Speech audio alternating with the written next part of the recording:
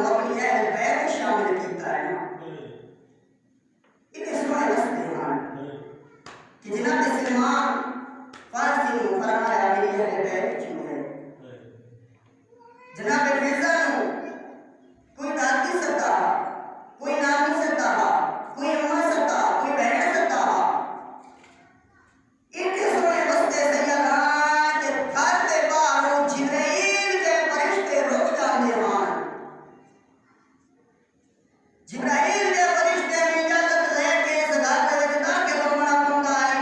28 रजब आई, दमदी रात आई,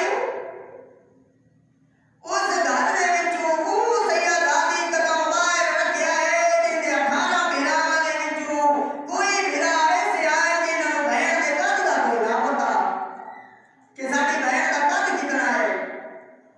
ओ मलका घर दे विचों कदम बाहर रखिया है जिहड़ी घर दे विचों अगर निकले आ ते मौला अली पखिया मौला अब्बास नूं हुक्म देंदे आ अब्बास ए जेहड़े परिंदे नहीं उड़दे पे इन्हां दी परवाज़ बंद कर, मेरी ज़ानब ते कहनी निगाह न पाए जावे। ओ अली दी कदम बाहर में रख दिए जिहदे वास्ते परिंदियां दी परवाज़ बंद हो जाती है।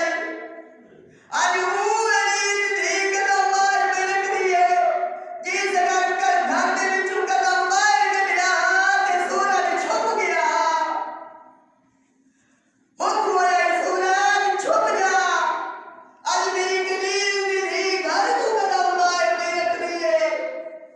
आइए बीबी टूटी टूटी जनाबे अब्दुल्ला दे कोल ते आंदे आ ज़मीन ते पाई गई तारीख सब तो ज्यादा अमीर लिखे जनाबे अब्दुल्ला नूं। जनाबे